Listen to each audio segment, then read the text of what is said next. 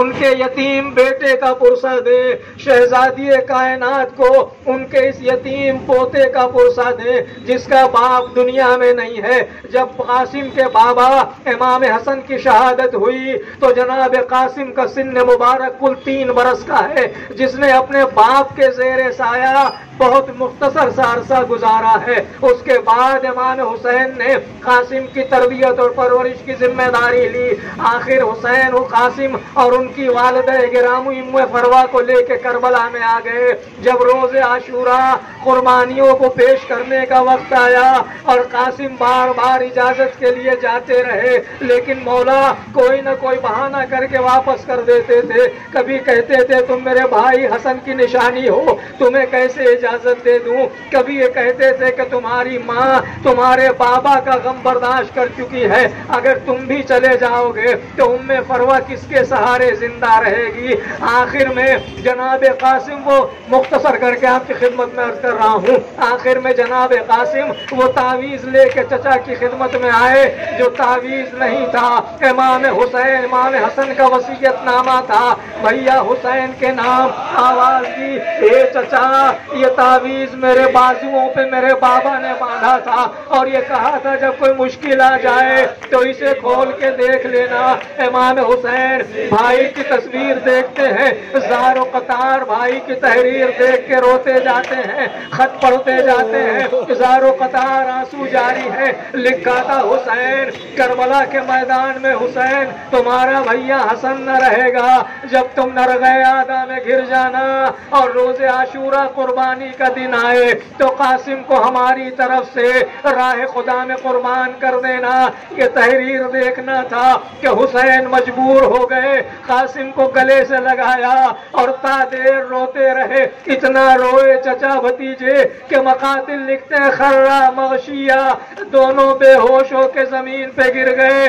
جب ہوش آیا قاسم کو سجایا، قاسم کے بابا کی ابا منگائی، قاسم کے بابا کا امامہ منگایا، سر پہ امام حسن کا امامہ رکھا، قاسم کے دوش پہ امام حسن کی ابا پہنائی۔ عزیزو جب ابا پہنا چکے تیار کر چکے جناب قاسم کو تو وہ لباس جگہ جگہ سے امام حسین نے قاسم کا پارا کرنا شروع کیا۔ زینب نے پوچھا بھیا یہ لباس تو ایسے ہی بوسیدہ ہے، اسے پارا پارا کیوں کر رہے ہیں؟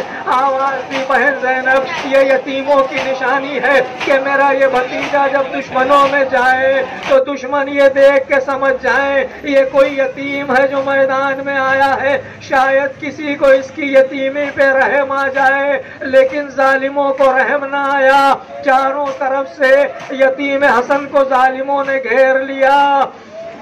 یتیم قاسم 3 دن کے بھوکے پاسے یتیم قاسم، امام حسن کا یہ یتیم بیٹا اور ادھر سے 30,000 کا لشکر جو سیر و سیراب ہے، چاروں طرف سے دشمنوں نے گھیرا۔ ایک ظالم نے آگے بڑھ کے قاسم کے سر پہ تلوار سے وار کیا، قاسم گھوڑے کی پشت پہ سنبھل نہ سکے، زمین کی طرف چلے، آواز دی یا عمّا ادرکنی، اے چچا مدد کو آئیے۔ تاریخ نے عجیب جملہ لکھا ہے کہ حسین اتنی تیزی سے قاسم کی مدد کے لیے آگے بڑھے جیسے کوئی باغ اور شکاری پرندہ اپنے شکار کی طرف بڑھتا ہے، ادھر سے امام حسین تیزی سے بڑھے اور قاسم کا قاتل جس نے قاسم کے سر پہ ضربت لگائی ہے وہ قاسم کے گلے کو کاٹنا چاہتا ہے، امام حسین نے اس پہ حملہ کیا، ادھر سے اس نے فوجیوں کو مدد کے لیے بلایا، ادھر سے امام حسین تیزی سے بڑھے، ادھر سے اشقیاء اس کی مدد کے لیے بڑھے۔ بیچ میں قاسم کا لاشا زندگی میں گھوڑوں کی ٹاپوں سے پامال ہو گیا۔ جب کسی گھوڑے کی ٹاپ پڑتی تھی قاسم تڑپ کے آواز دیتے تھے اے چچا مدد کو آئیے۔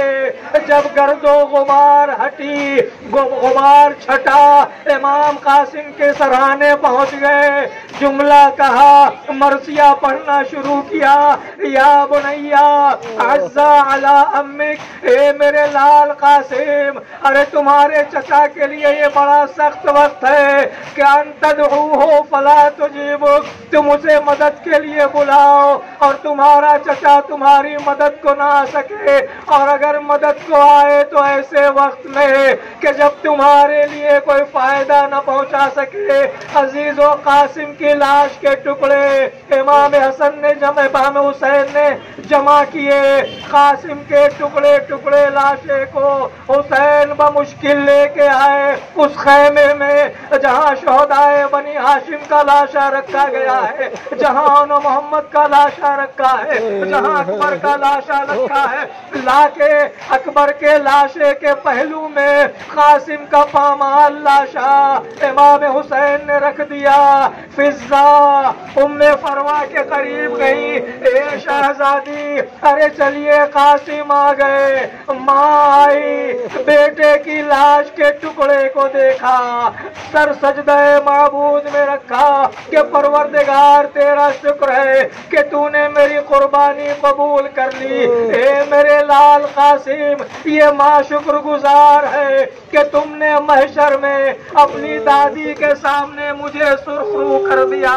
سیدانیوں نے ماتم کیا، واہ حسنا واہ محمدا واہ علیہ واہ قاسمہ کے نعرے بلند ہوئے۔